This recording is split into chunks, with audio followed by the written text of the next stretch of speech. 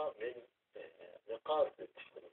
ما أحوجنا دائما إلى فكر العلماء والباحثين والمخترعين والمهتمين بالشأن المصري والاقتصاد المصري. احتياجنا في هذه الفترة يمكن للتنمية، ومحتاجين إن احنا نعمل ثورات في الصناعة والاقتصاد المصري. التغير مطلوب، والأفضل دائما أن نسعى إلى الجديد وأن نركز إنتاجنا وجهودنا دائما على أن ندعم الاقتصاد المصري وإنتاج السلع والخدمات الكثيرة والعديدة. السوق المصري مفتوح، محتاج فقط من يقدم له السلع. كمان العالمي يرحب دائما بالجديد، ومصر دائما زي ما بنقول ولاده. النهارده هنتكلم عن مشروعات الثورة الاقتصادية كما نراها أو يستشعر عدد كبير من المستشارين الاقتصاديين أو المهتمين بالشأن الاقتصادي المصري. يسعدنا أعزائي المشاهدين أن يكون معنا اليوم الدكتور محمد أبو الفتوح نعمة الله، استشاري اقتصادي. أهلا وسهلا بك دكتور. أهلا وسهلا. دكتور محمد، يعني إذا تحدثنا عن الثورة الاقتصادية والهدف من هذه الثورة الاقتصادية في تلك الفترة، يمكن على مستوى العالم، يمكن على مستوى مصر، إيه اللي محتاجه أو محتاجاه مصر في هذه الفترة؟ هو طبعا بالنسبة للنظام الاقتصادي العالمي في اختلاف في هيكل الاقتصاد، يعني في هيكل الاقتصاد العالمي، وكثير جدا من الخبراء الاقتصاديين على مستوى العالم بيطالبوا بأن النظام غير عادل وغير كفء، فبيطالبوا بملامح نظام عالمي جديد بيكون أكثر عدالة في التوزيع، وبيكون بيحقق الوفرة وبيحقق الكفاية اللي هو حوالي 6 مليار نسمة يعيشوا على كوكب الأرض. طبعا احنا عندنا النظام الحالي في حوالي 1% بياخد حوالي 90% أو أكثر من 90% من إجمالي الناتج القومي على مستوى العالم. يعني 10% بياخدوا 90%، وعندنا 90% بياخدوا أقل من 10% من إجمالي الناتج القومي على مستوى العالم.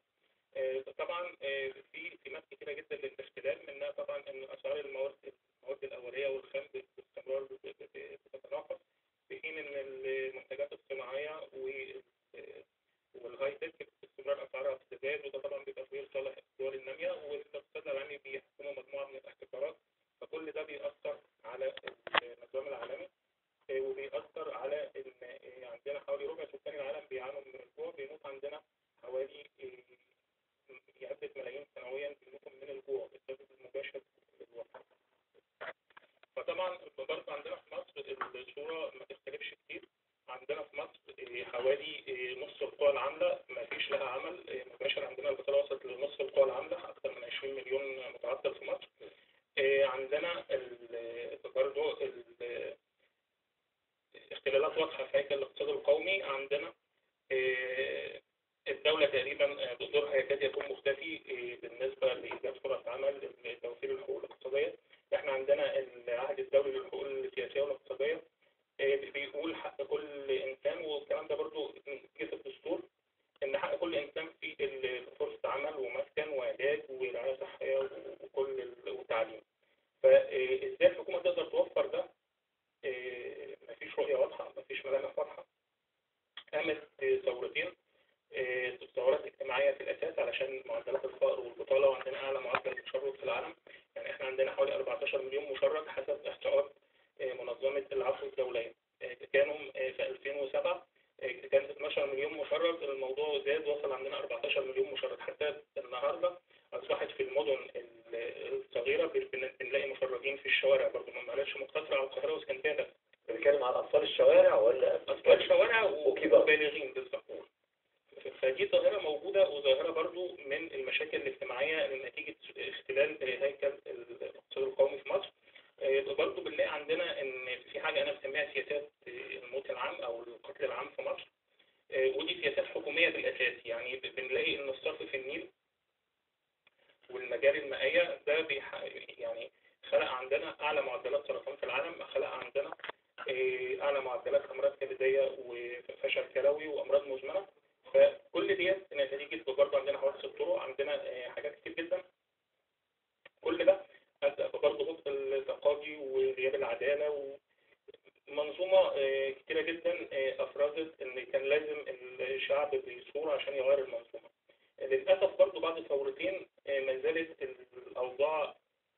مفيش تغيير. يعني التغيير ما زال في القوانين. هو في تغيير بس تغيير بسيط والمواطن ما لكن حسش بيه. لسه ما خدش وقته. بالظبط. طيب. في نفس الوقت في غياب للرؤيه، ان ما عندناش رؤيه واضحه لعلاج الاختلالات اللي موجوده في هيكل الاقتصاد القومي. اللي برضه في نفس الوقت مش علاج الاختلالات بس، ده هي احنا عندنا مشاكل اقتصاديه واجتماعيه ما فيش اي رؤيه واضحه لان هي يعني فعاله، وبحيث ان احنا نقدر نقدم حلول فعاله وجذريه خلال مثلا 5 سنين. ده مش موجود على المستوى العام. في حين ان احنا عندنا ثروات كتيره مهدره، عندنا امكانيات كتيره بتكنولوجيات جديده، نقدر ان احنا نضاعف الدخل القومي عده اضعاف خلال 5 سنين. نقدر ان احنا نوفر زراعه مثلا 30 مليون فدان خلال نفس الفتره. تمام. نقدر ان احنا نوفر اكثر من 30 مليون فرصه عمل حقيقيه منتجه. نقدر نضاعف اللي هو نرفع مستويات المعيشه، نقدر نضاعف الدخل للافراد، يعني بنحسن مستوى المعيشه للافراد. تمام. سواء ان احنا بنرفع متوسط الدخل للفرد والدخل القومي، او ان احنا يعني بنسمح بعمليات ارتقاء اجتماعي. يعني حاليا مثلا بنلاقي ان السبب الرئيسي للفقر في مصر ان مفيش عمل منتظم او مفيش عمل. تمام. اما بنوفر له عمل منتظم، بنوفر له بعائد مجزي، بنسمح بوجود نوع من يعني الوظائف المنزليه كعمل ثاني للاسره، نظام الاسر المنتجه التصوير لها وحاجات زي كده، بنقدر نسمح بان الدخل القومي يزيد، الثروه والدخل بتاع الافراد بيزيد والاسر بيزيد من طريق زياده الادخار. بالظبط. طب اسمح لي حضرتك ان النهارده تعرض لنا اكثر من اختراع او مع 3 اختراعات او ابتكارات تخص الجانب الاقتصادي. ركبت هذه الابتكارات ال3 او الاختراعات ال3 في مجال الزراعه واستثمار المناطق الزراعيه. عاوزين نتحدث عن اول اختراع وحضرتك كلمت لنا فيه يمكن عن اختراعات في زراعه المناطق القاحله وشبه القاحله، والمناطق دي محتاجه نوع من الرعايه والاهتمام. اذا اعتبرناها نقطه جديده للتحول، كيف قدمت اختراعك في هذا الجانب؟ تمام. او ماذا عن اختراع حضرتك في هذا الجانب؟ تمام. هو حضرتك طبعا منظمه الفاو اللي هي المنظمه إحدى المنظمات الأمم المتحدة للتنمية الزراعية والتغذية الغذاء، بتتكلم إن المفروض خلال 20 سنة الجاية إن إحنا العالم يقدر يوفر 500 مليون فدان مناطق زراعية جديدة. ال 500 مليون فدان ديت من الصعوبة بمكان توفيرها، وفي نفس الوقت توفير مصادر ري لها. فاحنا عندنا في مصر مثلا يعتبر منطقة الصحراء العربية الكبرى دي من اكبر المناطق القاحلة وشبه القاحلة في العالم. احنا عندنا اكثر من 500 مليون فدان في الوطن العربي. فاحنا عندنا في مصر مثلا يعتبر عندنا حوالي 90% اراضي صحراوية. ال 90% اراضي صحراوية فيها معدلات امطار احنا عندنا بتتراوح من 100 ل 250 في بعض المناطق. يعني سينا ممكن توصل 265 كمتوسط، بعض في المناطق الساحلية وفي شمال سيناء 265 ملي متر في السنة معدل سقوط الأمطار. ده بيسمح بنوعيات معينة من الزراعات. فكان أحد الحلول أو الابتكارات اللي موجودة إن إزاي إحنا نقدر نزرع في الصحراء سواء عندنا في مصر أو في الصحراء العربية، إن إحنا نقدر نزرع غابات ومراعي طبيعية. حضرتك عارف طبعا مشكلة اللحوم في مصر وفي المنطقة العربية. طبعا ما عندناش غابات، ما عندناش مراعي نقدر نربي فيها. حضرتك كمان أسعار اللحوم عندنا يعني 4 أمثال تقريبا أسعار اللحوم المستوردة، في حين إن هو برضه بينتج لحوم بنفس الميكانيزم بتاعنا. الفرق إن هو عنده مراعي طبيعية بدون تكلفة تقريبا، يعني دي هبة من الطبيعة بالنسبة له، فبيقدر إن هو مش محتاج أعلاف مصنعة. فدي تقريبا بتوفر 90% من تكلفة الأعلاف. فإزاي إن إحنا نقدر يبقى عندنا مراعي طبيعية دي فيها تكنولوجيا جديدة وفيها نوعيات من المحاصيل. ازاي بقى هل اختراعك اتجه لهذا الجانب؟ يعني ازاي نقدر نعمل مراعي؟ بالظبط. هو طبعا استهدفنا مجموعة من المحاصيل ووصلت 150 نوعية أو سلالة نباتية. السلالات دي تتمتع بأن هي بتتحمل أقصى معدلات الملوحة، لأن احنا طبعا عندنا أراضي صحراوية، فمن الطبيعي إن هي بتكون متملحة. معدلات الجفاف وبتتحمل فقر التربه. ايه هذه المزرعة؟ والله حاجات كتير يعني فيها هي تنفع للرعي طبعا. طبعا هي محاصيل رعي واعلاف، وفيها بعض نوعيات من الحبوب برضو بتصلح للرعي وبتصلح باستخدامها كمادة، وفيها انواع من الاشجار والشجيرات. زي مثلا والله كتير، يعني عندنا مثلا في عندنا حاجه بنسميها الزخم، دي كانت موجوده وكانت معروفه في مصر. طبعا احنا برضو خلال القرن اللي فات احنا كان عندنا معدل الامطار بيوصل في مصر القرن ال 19 كان حوالي 500 مللي متوسط سقوط الامطار في مصر. النهارده هو حوالي من 100 ل 200. 500 مللي لكل متر مثلا ولا؟ المتر 500 مللي للمتر المربع. فكان يعني ده اقل، ده يعني كده في المتوقع انه يكمل، يعني كام من المتر؟ يعني ما هو ربع متر لا المتر حوالي نص متر. نص متر 1000 متر يعني نص متر مياه ده في السنة. يعني نقدر نقول لان احنا برضه في فرق بين المتر المكعب، فاحنا بنتكلم مثلا عن ان 500 مللي لتر يعتبر لكل قد ايه من لكل متر يعتبر احنا عندنا يعتبر نص لتر. ودي برضه نسبة قليلة يعني مش كتير. بس هي بتصلح يعني احنا عندنا زراعات مثلا موجودة بتصلح على 30 مللي لتر. ده لما تكون الارض مهيئة ليها، لكن لما تكونش الارض مهيئة ليها بتبدأ خلاص. الارض بالظبط ده غير التفكير اللي بيحصل لها طب ازاي نقدر نحافظ على هذه المية؟ هو هنا بقى في تكنولوجيا جديدة اللي هي برضو اعرضها في تنمية المناطق القحلة وشبه القحلة، ان احنا بنعمل حاجة اسمها بنسميها اصطياد للمية الحقلية اللي بتنزل من الامطار، بحيث ان احنا بنعوض كفاءتها. ازاي بيحصل الاصطياد ده عشان نبقى فاهمين؟ في التقنيات ان احنا اولا بنزرع من خلال انفاق باشكال هندسية معينة، بحيث ان احنا ما بنسمحش باهدار اي مية. في نفس الوقت مجاري الانهار او مجاري خاصة بسيول.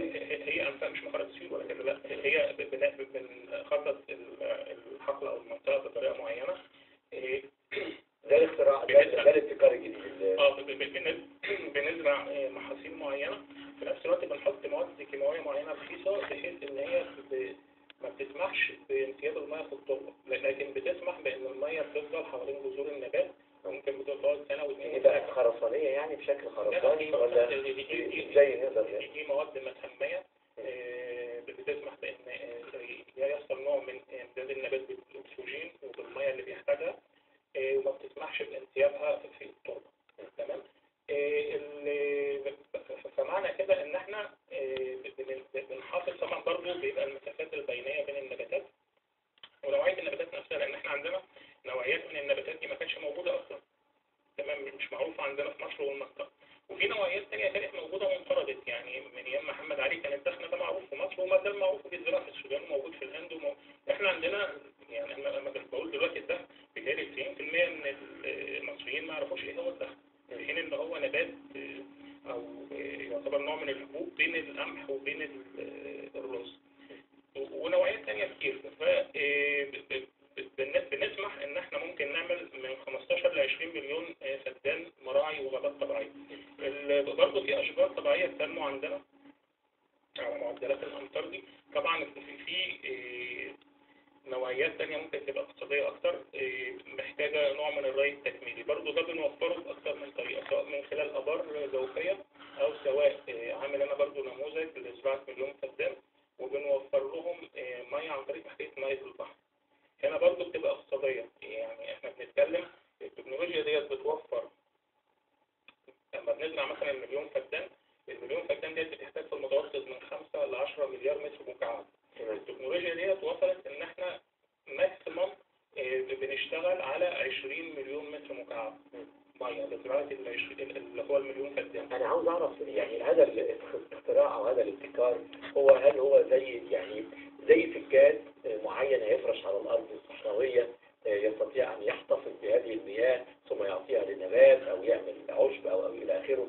يعني ماذا عن هذه النوعية؟ حضرتك حصلت على براءة اختراع وهذه البراءة اثبتت خلاص حققت فيها، هل هناك اسرار بالنسبة لعرضها بشكل مفصل ولا هي الفكرة؟ مش هنتكلم على التفاصيل الدقيقة لكن هنقول هي شكل النهائي ايه؟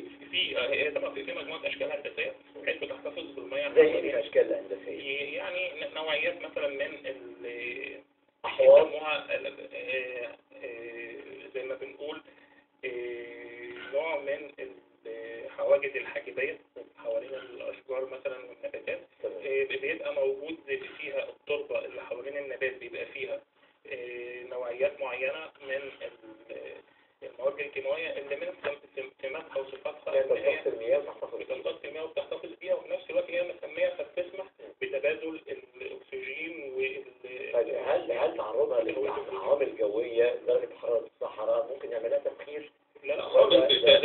هي عمرها ممكن يوصل أكثر من 25 سنة، ممكن يعني بحيث إن إحنا بنجهز الغابات دي ممكن يوصل لأعمارها 50 سنة مرة واحدة. بس الغابات في حاجة معروفة فيها إن هي ممكن تتجدد ذاتيا خلال 10 سنين. تكلفة هذه التربة مثلا أو هذه النوعية الجديدة هي تكلفة كبيرة ولا ازاي نقدر نصلحها؟ هو برضه في عملية الري نفسها، إحنا الري التقليدي محتاجين إن إحنا بنحط اللي هي شبكات ري دي ممكن بتتكلف في حدود يعني مش أقل من 1000 لحد 5000 جنيه للفدان. إحنا عندنا مطورين في طريقة الري بحيث إن هي يعني لا تتعدى 20 ل 50 جنيه للفدان.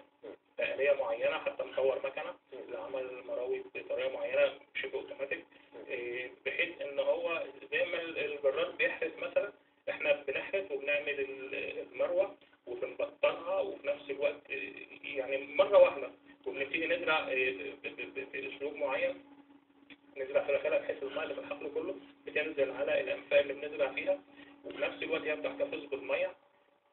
ممكن بنعمل معدلات استمطار كثيف أو شبه كثيف، ودي التقنيات اللي احنا معروفة ومش سر يعني، سواء ان احنا بنستخدم المضادات الأرضية اللي هي مضادات الطيران،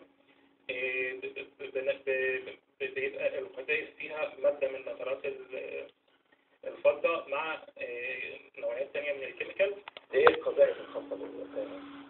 المضادات الأرضية المدفعية الأرضية اللي بتستخدم ضد الطيارات اللي هي الدفاع الجوي، دي بيتم استخدامها في الصين والدول كتير والهند وغيرها. دي تكنولوجيا رخيصة للاستمطار الصناعي بحيث ان نترات الفضة والمواد التانية يعني بتبرد الغلاف الجوي فتنتهي. القضية مدفع هيضرب في اتجاه مثلا سحاب وهيبدأ يعمل استمطار، مش احنا هذه الفكرة. هو الاستمطار الصناعي طبعا يعني حضرتك عارف السحب في العالم كله بتمر على مستوى العالم والكرة الأرضية مغطاة بالسحب والغيوم. السحب ديت ربنا سبحانه وتعالى قال ان وينزل الغيث، فالغيث ده فعلا حتى الآن مع كل التكنولوجيات الموجودة مش هيقدر يتحكم فيه إلا المولى سبحانه وتعالى.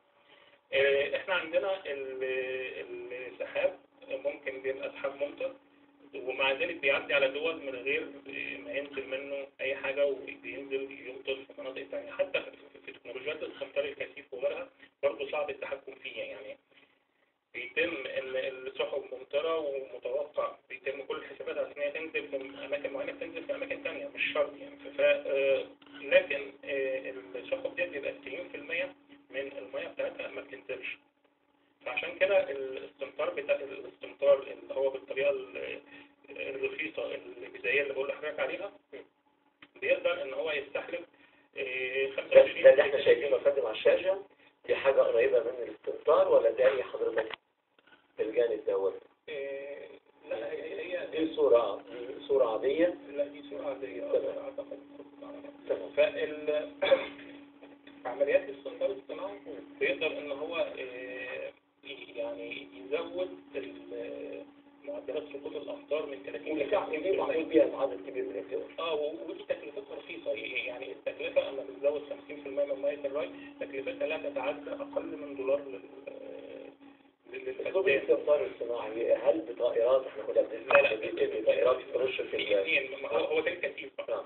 المضادات الارضيه ده الارخص وده تقريبا المضادات الارضيه اللي هي المدفعيه الارضيه اللي هي خاصه بالطائرات اللي هي بتاكلها بتولد احنا بعيده المدى المستوى بتاعها حوالي 2000 ل 3000 متر لان هي السحب المنخفضه.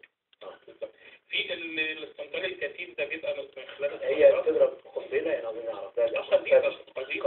القذيفه ديت بتنفجر في الجو على زي ما احنا شايفين هنا حضرتك، هي دي القذائف فندم ولا تبقى هو دي طيارات طبعا. دي طيارات في الاستمطار الكثيف. الاستمطار الكثيف. حالة الاستمطار الكثيف الطيارات طبعا برضه بتحذف قذائف من نظارات الفضة وملح الطعام وبعض كيميكالز ثانية، بحيث برضه بيعمل ايه بقى؟ بيجمع قطرات المياه ولا بيعمل؟ نظارات الفضة بتقلل درجات الحرارة فجأة، فبيبتدي بخار المية يتكثف ويبقى تقيل، فيبتدي ينزل على شكل أمطار. مثلا عشان نقول ان التكنولوجيات رخيصة وموجودة، في ايران لجأوا من الاتحاد السوفيتي بحيث ان هو يعني يعمل لهم في مناطق موضوع الاستزراع او الاستمطار الكثيف. عندهم منطقة اللي هي كانت بيعملوا فيها التجربة ديت، معدلات الاستمطار وصلت خلال 3 أسابيع ل10 أضعاف معدلات المطر الطبيعي. يعني خلال 3 أسابيع نزل كميات أمطار 10 أضعاف المعدل السنوي لسقوط الأمطار عندهم. المملكة العربية السعودية شغالة في برنامج يمكن بقى 4 سنين النهاردة، يمكن عشان كده بنشوف السيول كتير في السعودية في الفترة الأخيرة. البرنامج ده ممكن يعمل سيول حضرتك الاستمطار ده بيعمل سيول طبعا، معدلات أمطار بمعدلات عالية فبيبتدي ينزل سيول، وهم عندهم السيول كانت اختفت. يمكن دي أمطار صناعية. دي أمطار صناعية. هم عندهم السيول كانت قعدت فترات ممكن ما تنزلش أمطار 10 و 15 سنة في السعودية، فلما استخدموا التكنولوجيا ديت النهارده أصبحت السيول متكررة. هو عندهم متكلف البرنامج شامل ربع المملكة تقريبا، متكلف 20 مليون دولار على يعني مدة البرنامج 3 سنين. فشوف حضرتك التكلفة الزهيدة، يعني احنا بنتكلم عن زراعة كذا مليون فدان بتكلفة 20 مليون دولار. تمام، يعني التكلفة زهيدة جدا، يعني أقل من دولار للفدان تقريبا. دي بتسمح بقى إن هي في حالة المعدلات الكثيفة دي بنقدر نزود المية، يعني سهل جدا إن احنا نوصل ل 500 مللي أو أكتر، ودي معدلات كانت موجودة في مصر في بداية القرن الماضي يعني. تمام. مصر لغاية دلوقتي ما بتستخدمش هذه التقنيات الحديثة. لا خالص طبعا، ما عندناش أي نوع من الاستخدام. لو استخدمناها هنقدر في المناطق القحلة نبدأ نعمل نوع من الزراعة، لكن احنا محتاجين بدون استخدامها نقدر نعمل ده. محتاجين ايه؟ بدون استخدامها نقدر نعمل غابات ومراعي طبيعية. استخدامها هيخلينا ندخل يعني بدل ما نعمل ري تكميلي ده أرخص كتير من الري التكميلي، برغم ان التكنولوجيات الجديدة اللي بكلم حضرتك عليها بتوفر في تكلفة الري جدا. انا بكلم حضرتك ان تكلفة الري للفدان لا تتعدى 50 جنيه بالنسبة للتقنية الجديدة اللي انا بتكلم عليها. تمام.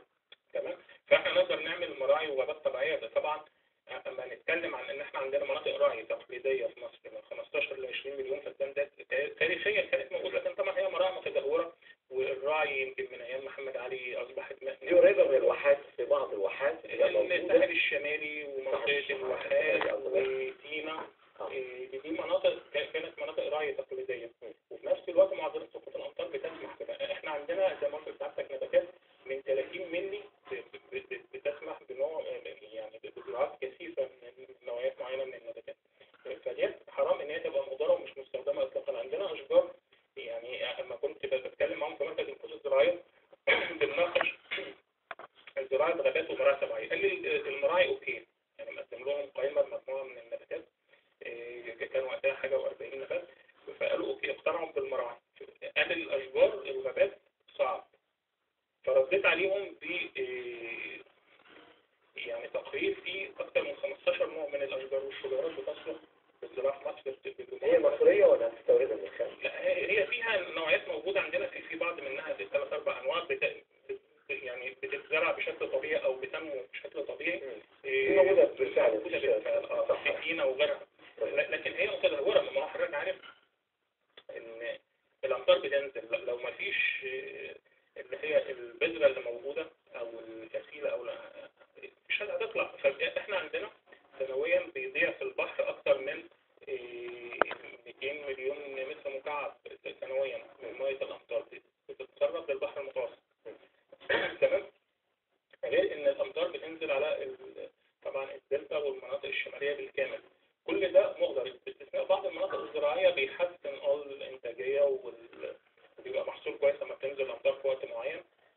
لكن في الغالب الأعم مية الأمطار مش يعني احنا عندنا معدلات أمطار جيدة جدا في منطقة الساحل الشمالي بالكامل. عندنا برضه موجود في لكن غير مستغلة بشكل غير مستغلة إطلاقا. يعني حتى ما احنا عندناش حتى بذور ممكن نبذر هذه الأرض ونحطها بحيث إنها تعمل غابات يا شجرية يا تعمل غابات مراعي وغابات أشجار. وفي نفس الوقت فيها نوعيات معينة من المحاصيل ممكن نعمل لها ري تكميلي. أنا واصل بإنتاجية الفدان إن إحنا ممكن نوصل من 50 يعني مليون فدان ممكن نوصل بالعائد بتاعهم من 50 مليون دولار لحد 200 مليون دولار. يعني بنتكلم عن إن الفدان ممكن يوفر من 10,000 دولار لحد 50,000 دولار عائد للفدان. دي مش موجودة في المحاصيل أو في الأراضي القديمة. العائد ده مش موجود. برضه كذلك في مياه البحر وصلنا لمعدلات. عاوزين نعرف يعني استخدام دلوقتي حاليا مياه البحار المالحة وبنفس الملوحة وبنزرع عليها، ويمكن بيبقى فيه بعض النباتات مهندسة يعني وراثية بنستخدمها. لكن حضرتك قلت لي ان هناك بعض النباتات غير مهندسة وراثيا ولكنها طبيعية يمكن زراعتها. زي ايه من النباتات وازاي هنقدر ناخد هذه المياه من المتوقع ان ناخدها عن طريق انابيب مثلا او هننقلها ازاي من البحر ديت برضه فيها بنتكلم شمالي وجنوبي اللي محتاجينه في الجنوب اكتر. هي مصر كلها. احنا بنتكلم دي تكنولوجيا جديده، ويعني باذن الله دي التكنولوجيا هتغير مفهوم الري على مستوى العالم. التكنولوجيا ديت بتسمح احنا نعمل ري تلقائي يعني بدون استخدام طاقه. تمام. طبعا تصلح ميه بحر او ميه عذبه، لكن احنا بنتكلم على ميه بحر ليه؟ لانها طبعا متجدده وبكميات كبيره ومفيش مشكله ان جزء منها يتبخر، وعكس الميه العذبه في محاذير على الري ان هو طبعا المفروض يبقى الري. هننقلها ازاي؟ قنوات مخصوصه ولا ننقلها في انابيب ولا ننقلها ازاي؟ والله هو حضرتك في كذا تكنيك او كذا طريقه للزراعه بميه البحر. منها ان احنا بنزرع ممكن تتصل بالرش. يعني حضرتك عارف الري بالرش مجرد مواسير ميه فبترمي الميه على ابعاد ممكن يبقى تنقل عن طريق التنكات وتعمل ري بالرش يعني تعمل. لا هي دي في تكنولوجيا جديده. ولا تعمل فهي بتسمح بالري بالرش يعني التربه جافه. تمام. وفي نفس الوقت ممكن تبقى بطريقه ثانيه ان هي ممكن يبقى كان بنزرع رز او اقل. يعني ايه؟ يعني مستوى الميه في الحقل بيبقى في حدود 3 سم، ارتفاعه 3 سم ل 10 سم ماكسيموم. وده ممكن نستخدمه كمان في زراعه الاسماك وزراعه محاصيل ثانيه كتير. تمام. فالطريقتين دول يعني طرق غير طبعا بقى برضه من احدى الطرق الجديده ان احنا بنكثف الاستزراع السمكي. يعني ممكن بحيرات نزرع فيها نفس المحاصيل دي سواء بحيره. يعني احنا برضه بنتكلم زراعه ميه البحر ممكن نزرع ايه؟ حضرتك سالتني ممكن نزرع ايه؟ احنا ممكن نزرع طبعا في انواع معروفه وتقليديه واتزرعت ومزروع منها مثلا حوالي 200,000 هكتار على مستوى العالم، اللي هي مثلا بنقدر نقول الساليكرونيا، المانجروف. احنا بنتكلم على ساليكرونيا ومانجروف، وبنتكلم على سبرتاينا، بنتكلم على انواع ثانيه كتير وصلت لاكثر من 100 نوع نباتات مش مهندسه وراثيا وبتتزرع على ميه البحر. فيها محاصيل سكريه. تمام. يعني محاصيل بتنتج انواع من المزغ السكري اللي هو يعتبر سكر سائل. تمام. وده معروف على فكره، يعني بيستخدموه في اوروبا وامريكا ويمكن اسعاره اعلى من انواع من الصبار ايضا يمكن في بعض الدول زراعتها ده بيحصل حتى كنبات للإنسان. إسرائيل نجحت إن هي تطلعهم نوعين على مستوى العالم اللي هو البطايا وغيرها. دي نوعيات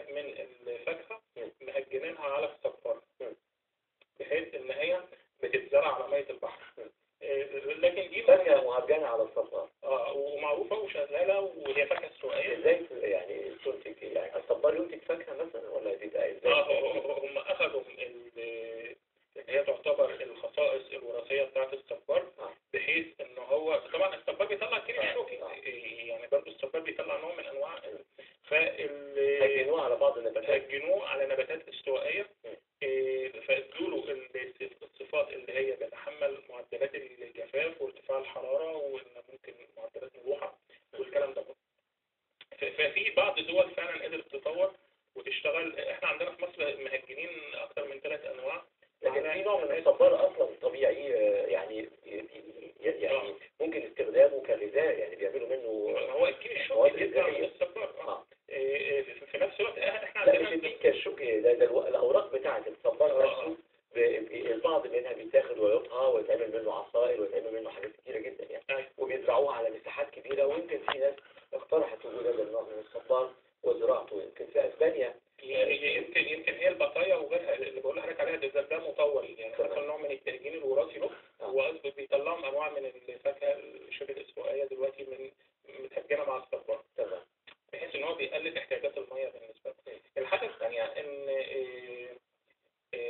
برضه يعني بنطلع منه محاصيل سكريه، بنطلع منه محاصيل رحيق، بنطلع منه طبعا محاصيل زيتيه زي السلفونة، بنطلع منه محاصيل اعلاف، بنطلع منه اشجار طبعا، اشجار خشبيه وكده. فنقدر نعمل مجتمع متكامل على بنزرع حبوب. ده الجديد برضه، احنا عندنا في مصر الدكتور احمد مستجيب كان هجن 3 انواع، اللي هو القمح والذره والانواع من الرز، على اساس طلعت مجموعه من النباتات المهندسه والوراثيه. طبعا هي هندسه وراثيه بدائيه، لان هو عمل انتخاب، يعني هو ما اتجهش للهندسه الوراثيه. لا، هي عمليه هندسه وراثيه. هو نزع النواه وحط اللي هي الخليه الطبيعيه من منزوعه النواه، هجنها بين النبات الغاب وبين الرز وبين نبات الغاب والذره وبين نبات الغاب والقمح، فطلعت مجموعه من السلالات. والسلالات دي موجوده، يعني يمكن احنا عندنا السلاله اللي هي بتاعت الرز الصحراوي اللي بيتزرع في الصحراء، وفي منها نوع بيتزرع على ميه البحر. فالصين برضه مطلعه انواع ثانيه من الذره والكلام ده، لكن مهجناه بقى مش على الغاب، مهجناه على نبات بحري. فالنبات البحري ده بيسمح، يعني نبات طافي كده زي ورد النيل مثلا، من النباتات العايمه. فهو ده ممكن نستخدمه كمان في البحيرات، يعني بنستخدم البحيرات عندنا، وسواء بحيره ناصر او البحيرات المالحه، ممكن بنزرع عليها حبوب. تمام، والحبوب دي ممكن بنستخدمها في انتاج الوقود الحيوي او اعلاف. يعني المجال واسع جدا. وفي نفس الوقت استخدمت ده برضه في تطوير المزارع السمكيه، بحيث ان المزارع السمكيه اقدر اطلع منها محاصيل اعلاف، اقدر اطلع منها حبوب، اقدر اطلع منها انواع من الفواكه، اقدر اطلع منها انواع من الخضار، كل ده بميه بحر. احنا بنتكلم على مزارع مالحه. تمام، اقدر اطلع منها اشجار اخشاب، اقدر اطلع منها اعلاف للماشيه بانواعها، اقدر اطلع منها اعلاف حبوب وطيور. تمام، اقدر اطلع منها وقود حيوي بكميات كبيره. احنا يمكن بقول لسعادتك ان واصلين لمعدل تطوير في الوقود الحيوي ان الفدان ممكن يجيب من 10 ل 15 طن مينيمم وصولا ل 40 طن. احنا عندنا النهارده في مصر المعدلات بتاعت انتاج الجتروفه لما ميه الصرف المعالج بيزرعوا بيها غابات جتروفه موجوده في الاقصر وبعض المناطق، يعني بحيث ان يطلعوا منها وقود حيوي ان انتاجها ما بيزيدش عن طن. احنا بنتكلم عن 10 15 ضعف وصولا ل 40 ضعف. بنقدر يعني حتى عندنا برضو تكنولوجيا في ان هي انشاء مباني رخيصه، تقريبا مخفض 50% من تكلفه الانشاءات. فنقدر ان احنا نعمل مجتمعات متكامله، سواء كانت على زراعه ميه البحر بتحقق ممكن نوع من الاكتفاء الذاتي بنسبه كبيره، وفي نفس الوقت الغابات والمراعي الطبيعيه. المشروعات يمكن يبقى تقدمها في شكل اختراعات قدمتها وحدث هذه الاختراعات على القراءة. يعني هي كم قراءة تقريبا إلى هذه اللحظة؟ والله هو أنا خلصت إجراءات التسجيل والتوثيق، يمكن ده الإيصال. هنا التسجيل وليس في القراءة، صح كده؟ لا لسه البراءة، لكن هو طبعا التوثيق عندنا ما بيتمش لأي موضوعات. تمام. تمام، طبعا قعدت مع أكثر من متخصص، لأن طبعا لازم يعرفوا ان الموضوع. انت تعمل حضرتك في مجال الزراعة؟ هو انا عندي شركة، انا اصلا استشاري اقتصادي وعندي شركة اصلاح اراضي وتصنيع زراعي. تمام. في نفس الوقت ده حضرتك بالنسبة للأراضي اللي عندك على لا هو احنا قدمنا في وزارة الزراعة، وكان في بعض مراسلات. تمام. كان في بعض مراسلات. خلاص احنا نشوفها مع حضرتك اهي، نشوفها مع حضرتك تاني الشهادة. دي الصورة. ده التسجيل حضرتك الخاص ب دي اللي حضرتك بتشرح فيها يا فندم بقى من الرأي. دي بطرح فيها تقريبا حوالي 7 أو 8 مبادرات اختراع جديدة، لأن الموضوع واحد. طب نقول الأفكار كده أو رؤوس الأفكار مثلا. هي كانت طريقة جديدة لمعالجة مية الصرف الصحي، اللي هي معالجة بيولوجية متكاملة بحيث توصل لمستوى المعالجة الثالثية. في نفس الوقت بنقدر نطلع منها الثالثة دي اللي تخص الزراعة، الثالثية اللي هي بتطلع مية نقية لكن طبعا لا يصلح الزراعة. يعني في اوروبا وامريكا الميه الثالثيه المعالجه ممكن بيشربها جوه معمل التكبير، لكن طبعا ده صحيا يعني هي المفروض على المستوى النظري وصلت لدرجه نقاء 99.9، لكن فعليا طبعا لا يفضل، او التوصيات العلميه بتقول ان هي ما بتستخدمش للزراعه. لكن حضرتك معمول بالجانب الخاص بالاقتصاد والانتاجيه بالنسبه للاراضي الزراعيه. سبب هذا الاهتمام حضرتك قلت لي انك صاحب يعني شركه خاصه بالصحراء. هل يعني بيتم ده عدد من المواطنين ولا خاص اراضي ليك؟ لا، هو حضرتك احنا قدمنا في مجلس الوزراء ومعانا نوع من التمويل الخارجي. اتكلمنا على زراعه 10 مليون فدان، سواء 4 مليون فدان بميه الصرف الصحي المعالجه بالطريقه اللي اتكلمت عليها، اللي هي بنعالجها معالجه بيولوجيه متكامله، بنبتدي نزرع فيها محاصيل انتاج وقود حيوي، بحيث ان احنا بيتم علاجها ازاي هذه المياه الخاصه بالمياه الصرف الصحي؟ والله هو بنعالجها باكثر من نوعيات من الطحالب والنباتات، بحيث ان احنا بنمتص المعادن الثقيله بانواعها، لان هي اكثر من نوع وكل نوع له نوعيه معينه من الطحالب وغيرها. بنستخدم مواد طاهره وفي نفس الوقت بنستخدم مواد مطهره بتقتل الجراثيم زي كلور مثلا. لا ما فيهاش مواد صناعيه كلها، ما انا بقول لحضرتك معالجه بيولوجيه. معالجه بيولوجيه يعني بطرق طبيعيه ونباتات طبيعيه. تمام. فبتبقى سلالات معينه بننميها في احواض التطهير والبحيرات التخزين وكده، وبنبتدي برضه في نفس الوقت بنستخدمها في انتاج الوقود الحيوي. يعني هي اللي هو وقود حيوي هي بعضها يصلح اعلاف، لكن طبعا ما بينصحش عشان بتبقى فيها نوعيه من المعادن الثقيله، فلا ينصح. تغيير الخبث بقى اللي هو الجانب الخاص ده لابد طبعا التخلص منه، اكثره امراض. هي احنا بنستخدم المياه المعالجه، بنستخدم المعادن الثقيله غير اللي هي الحمقى او يمكن الحمقى بالتحديد اللي هي الخطر شويه الناس. في ناس يعني بتستخدمه كسماد للتربه، ولكن ده هو ده في طريقه المعالجه الثانويه، او اللي هي في طبعا 3 انواع للمعالجه اللي هي اوليه وثانويه وثالثيه. فالمعالجه الثانويه بيبقى تقريبا شال 50% من العوالق، فبيبقى موجود حوالي 45 ل 60% ما زالت موجوده. للاسف البعض بيزرع بيها نوعيات من طبعا في قانون طالع لتنظيم المياه الزراعه بمياه الصرف، لكن فعليا ما فيش ما يضمن ان هو ما بيدخلش في الخضار والفاكهه الاولى. بيحصل وفي مشاكل كتير جدا بتنجم عن ذلك صحيح طبعا. فالفكره في موضوع المعالجه ديت ان احنا بتكلفه محدوده نقدر نوصل، لان طبعا المعالجه الثالثيه علشان نعملها ونبتدي نستخدم ده في الزراعه زي ما هو المفروض صحيا بيتكلف المتر المكعب من 4 ل 10 جنيه، ده اقل حاجه. فاحنا عندنا من 12 ل 14 مليون متر مكعب، يعني بنتكلم في حوالي من 50 ل 125 مليار جنيه في السنه. طبعا الحكومه ما عندهاش الموارد ديت. احنا عندنا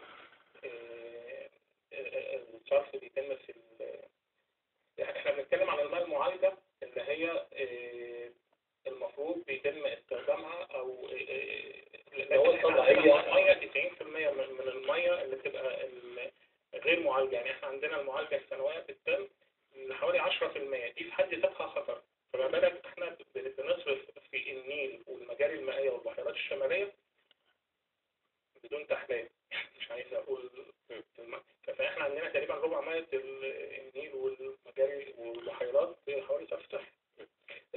دكتور محمد، احنا بنسمع على بعض الدول اللي دخل فيها نوع من التكنولوجيا الخاصه ب مش استمطار بقى الامطار، لا ده اخذ بخار الماء من الجو العام. يعني في بعض الاماكن اللي فيها جفاف شديد جدا اهلها ما بيقدروش يوصلوا للمياه، وابتدوا يعملوا زي وحدات بتبدا تاخد بخار الماء من الجو وبتبدا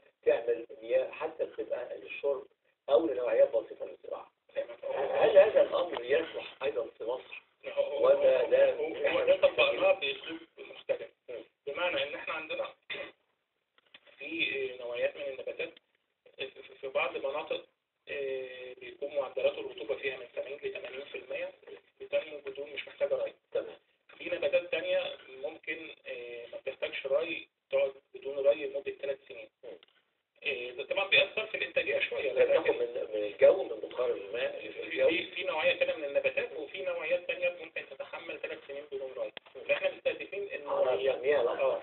احنا عندنا مناطق بشكل طبيعي يعني معدلات الرطوبة عندنا في مصر ممكن في مناطق كتير جدا بتوصل 60 و 70%. فالنوعيات دي يعني بتقلل الاحتياج لنوعية عشان كده مستهدفينها في زراعة الغابات والمراعي الطبيعية. زائد ان زي ما قلت لسعادتك ان احنا من خلال التكنولوجيا الجديدة في زراعة الغابات والنوعيات المستهدفة خفضنا احتياجات المائية، وخلينا من المجدي ان احنا نستخدم حتى مية البحر بنحليها، ان احنا مش محتاجين اكتر من ماكسيموم 20 مليون متر مكعب للفنان. ده ممكن بتنتجهم وحدة تناطح عكسي تحل مية البحر ونزرع بيها 1 أو 2 مليون فدان، وفي نفس الوقت تسمح بإعاشة السكان وتكلفتها محدودة يعني اقتصاديا، ان احنا لان بنزرع بيها محاصيل جدوى الاقتصادية مرتفعة في الحالة دي.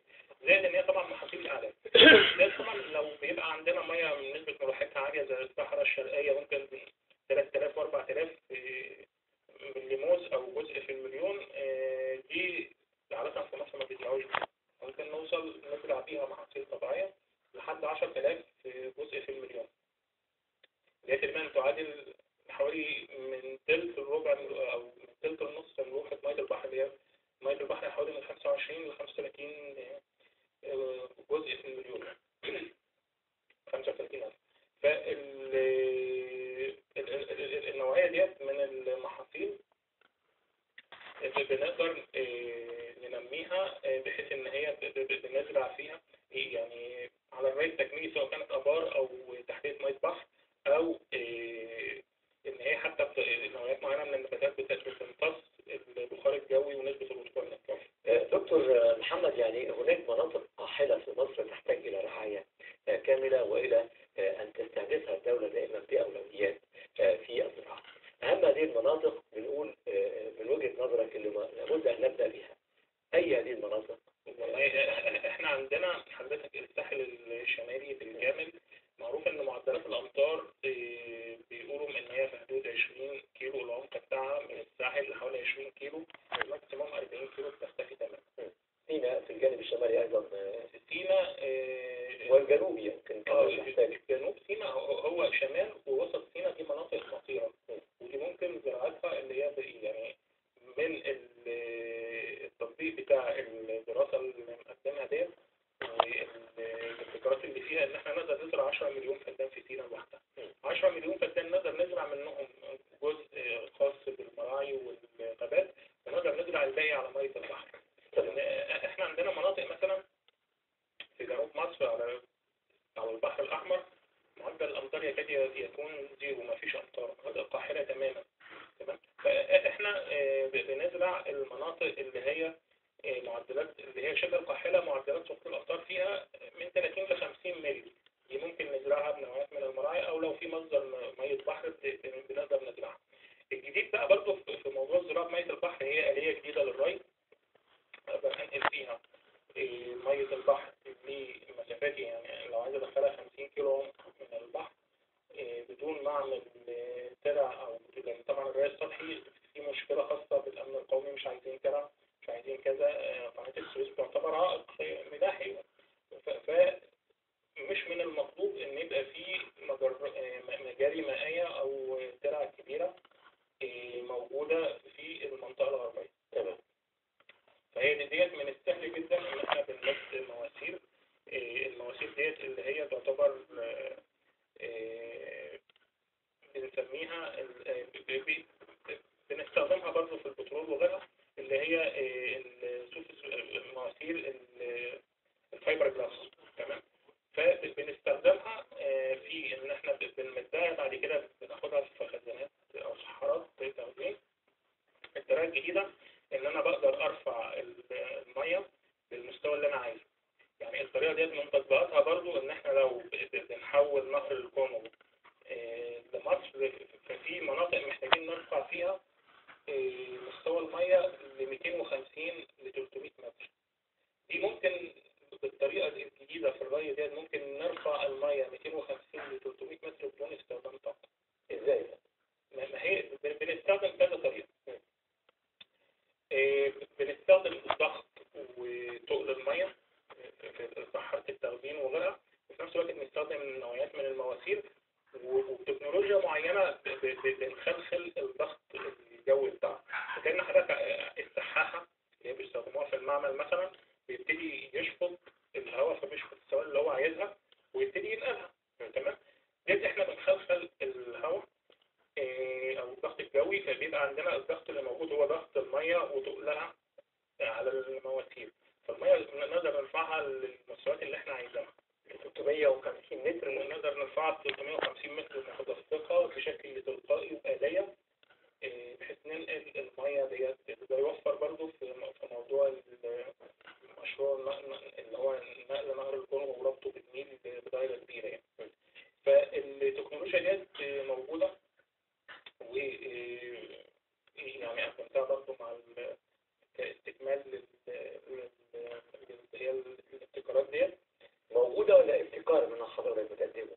يعني هي موجودة ولا لا ابتكار؟ يعني موجودة في الدول؟ لا مش مستخدمة طبعا، ولا ما كانش يدخل في الابتكار او كمان اختراع، لكنها تكنولوجيا جديدة اصبحت يعني انا مقدمها مع حضرتك عملت تجربة ليها لهذا الرفع مثلا ووصلت بيها؟ والله هي مش محتاجة تجربة، لان حضرتك عارف السحاحة لو حد بيشفط مية او طريقة ضخ المية في المواسير دي طريقة طبيعية مش محتاجة رفع، فأنا مطورها. وفي نفس الوقت في حالة الارتفاعات الكبيرة وكده بنقدر التكنولوجيا موجودة بنخلخل الضغط الجوي بحيث يبقى فيه الضغط الجوي اللي موجود تمام قصاد مفيش ضغط، فالمية هترتفع بشكل طبيعي. نخلخل الضغط كيف؟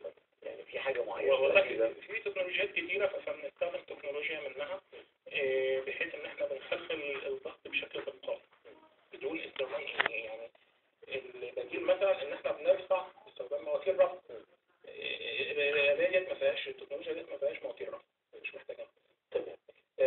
محتاجين ايه من الرجال الصناعة في مصر او رجال الزراعة واصحاب الاراضي الجديدة اللي هم المستثمرين في مصر الان علشان يبداوا هم كمان يساعدوا حضرتك في استغلال بعض هذه المشروعات ان شاء الله تحصل على قراءة ونقول تبقى مجال التنفيذ؟ هو طبعا احنا اللي قدمنا الحاجات دي في مجلس الوزراء، وكان في قابلت الدكتور هاني رمضان ومجموعة من الباحثين في مركز البحوث الزراعية، وطلعوا تقارير ومتوافق عليها، وكان في مراسلات مع وزارة الزراعة ومجلس الوزراء بحيث ان هم طلبوا المرحلة اللي فاتت ان نقدم الدراسات الاقتصادية والدراسات الفنية. انا اديتهم بعض او جزء من الدراسات الفنية ووافقوا عليها وقالوا الموضوع يعني اوصل صورة التنفيذ.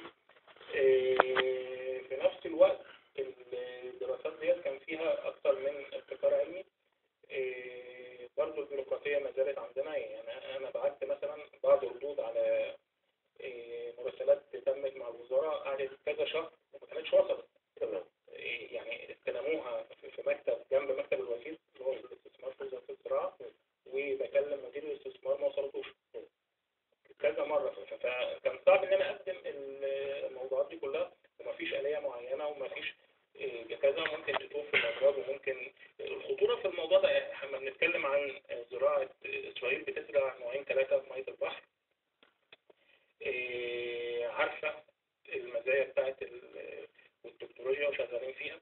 فلما نتكلم عن 150 نوع، أمريكا بتزرع 3-4 أنواع، كل يعني الصين نوعين 3، احنا بنتكلم عن 150، فدي طفرة. أما بنعظم أهمية سينا مثلا، فسينا مصنع حاليا، فطبعا صعب المغامرة ان حاجة زي كده لو اتسربت يعني على الأقل بتزود المطامع في سينا. يعني حتى ده انا مقدمه في مجلس الوزراء، وطلبت ان يبقى فيه يعني هيكلية لدراسة المشروعات دي بحيث اقدم الدراسات ويتم دراستها وهيتم دراستها في قد ايه والتنفيذ، لان هم موافقين عايزين خلاص الموضوع يعني علميا الموضوع مكتمل وجاهز للتنفيذ.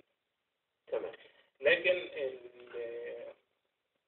محتاجين دعم شوية من الدولة عشان تقدر تنفذ هذا المشروع. محتاجين آلية واضحة كمان. يعني التمويل موجود ومقدمين بأكثر من طريقة، سواء بنظام حق الانتفاع أو بنظام BBB اللي هي شراكة مع الحكومة، الشراكة بين الحكومة والقطاع الخاص. عدد كبير من الشباب ممكن ياخدوا أراضي في الدولة في الفترة المقبلة لاستصلاحها واستخدامها. هل لهؤلاء الشباب أيضا أن هم يقدروا يعني يستخدموا هذه الأفكار الجديدة لاستصلاح الأراضي لزيادة إنتاجيتها؟ كيف تتواصل مع هؤلاء الشباب؟ هو حضرتك احنا عاملين برضو آلية اللي هي حاجة مسمينها النقابة العامة للتنمية الاقتصادية والاجتماعية، بتعني بتوفير فرص عمل للشباب، وبتعني تطبيق المشروعات دي، او ان هي بيبقى يعني ممكن بنعملها على المستوى الكبير الدولة، والنقابة بيبقى لها دور في ان هي تتيح التطبيقات دي للشباب وللخريجين. طبعا احنا عندنا لما بنتكلم عن البرنامج اللي الرئيس اعلن عنه اللي هو زراعة 4 مليون فدان، من المعروف ان زراعة الفدان في مصر طبقا للتقارير اللي موجودة في وزارة الزراعة وفي مؤسسات الدولة ان هي بيتكلف حوالي 100,000 جنيه ده في المتوسط. فعشان نتكلم عن 4 مليون فدان بنتكلم عن 400 مليار جنيه المفروض نضخهم خلال 5 سنين. طبعا ده في ظل الظروف الاقتصادية يكاد يكون مستحيل. المشكلة الثانية ان ما عندناش موارد مياه تكفي زراعة 4 مليون فدان.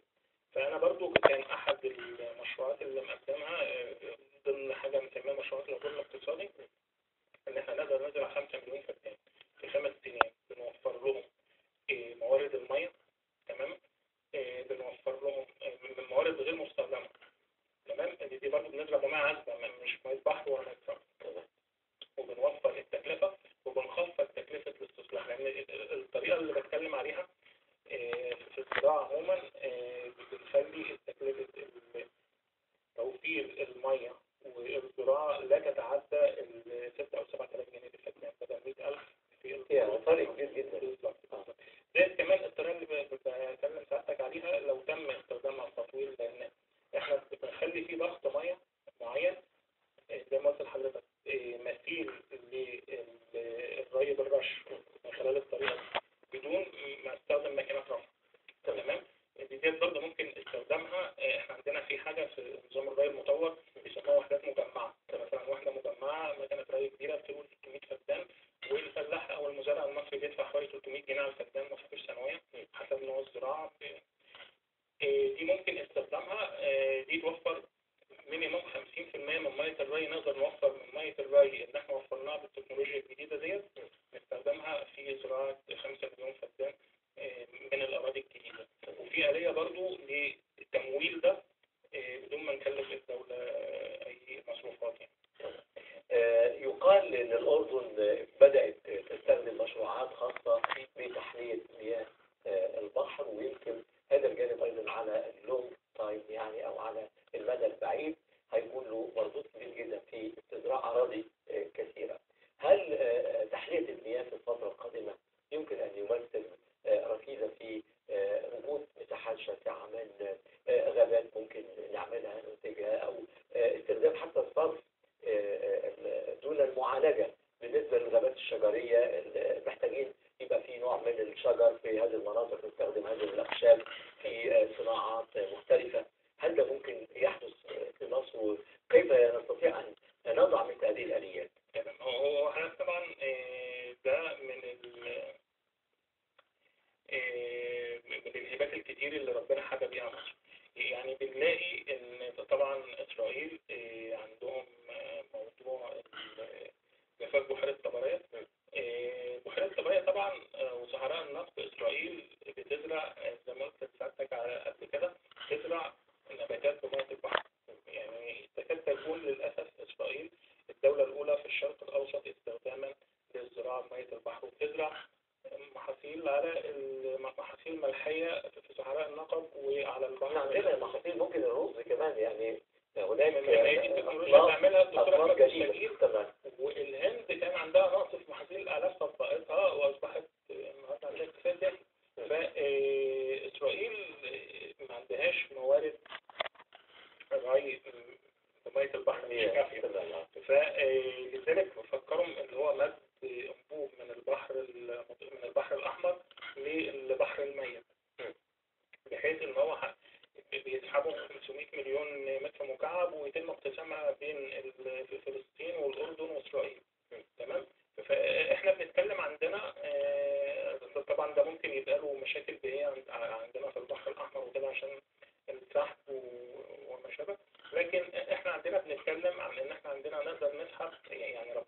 سيناء للبحر الأحمر على امتداد الصحراء الشرقية بالكامل.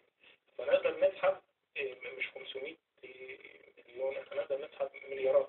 انت ما حضرتك عارف البحيرات والمفتوحة والمحيطات كلها على اتصال ببعض، وفي نفس الوقت في زيادة في مية البحر متوقعين خلال ال 20 سنة الجاية لحد 50 سنة إن هي تزيد بمعدل لزيادة الجليد بالظبط. فإحنا نقدر نسحب وما عندناش مشكلة. في نفس الوقت التكنولوجيا اللي بكلم سعادتك عليها احنا نقدر نزرع لحد أكثر من حوالي 150 نوع من النباتات على مية البحر مباشرة. هنحتاج يعني محاصيل أعلاف، محاصيل زيتية، محاصيل سكرية، أنواع من الفاكهة، أنواع من الخضروات. فنوعيات كتيرة جدا من المحاصيل. أهمية زراعة مية البحر إن إحنا لو زرعنا 10 مليون فدان نقدر نوفر محاصيل أعلاف في نفس الوقت غير الزيوت وكذا. تمام. لكن محاصيل أعلاف تكفي 60 مليون راس. حضرتك عندنا 60 مليون راس بيتم تربيتهم في مصر، بينتجوا سنويا حوالي 60 مليون كل 13 شهر تقريبا في الأبقار والجاموس، بتبقى في خلفة. فبيبقى عندنا 60 مليون راس كل 13 شهر تقريبا جاهزين للاستهلاك. في نفس الوقت بتكلفة بنقلل 90% من تكلفة الأعلاف. انت بتقول يعني لو استصلحنا هذه الأراضي بالزراعة مية البحر. تصور حضرتك أثر ده على المستوى. نقول ايه المطلوب في الفترة القادمة للمراكز البحثية في مصر، وايه المطلوب من الجهات القيادية او السيادية اللي تاخد الجانب القرار الحاسم؟ كيفية العمل بين الطرفين هيكون شكله ايه في الفترة القادمة لو انت نظرت اليها؟ هو حضرتك احنا زي ما قلت لسعادتك احنا مقدمين والمشروعات دي اندرجت في مركز البحوث الزراعية ووصلهم بسرعة تنفيذها وطلبوا من الدراسات التفصيلية. يمكن معايا بعض مراسلات الفلسفات اللي بتتم. احنا بنشكرك، شكرا لحضرتك. احنا يمكن الوقت معنا نفذ. دكتور محمد أبو الفتوح نعمة الله، استشاري اقتصادي، والذي قدم خلال هذه الحلقة العديد من يعني ابتكارات واختراعات في سبيل الحصول على براءة. ان شاء الله تكون في هذا الجانب ان شاء الله مثمرة في الايام المقبلة. نتمنى لحضرتك مزيد من التوفيق. شكرا لحضرتك. اعزائي المشاهدين، المجال مفتوح على مصراعي لعدد كبير من الباحثين والدارسين والمهتمين بتنمية مصر، والثروة الاقتصادية لابد ان تنمى، ويجب ان نفعل هذا الامر ان شاء الله من خلال مراكزنا البحثية ومن خلال ابتكارات واختراعات عدد كبير من المبتكرين في مصر والمخترعين. بنشكر حضراتكم على حسن المتابعة، ونلتقي بكم دوما على خير.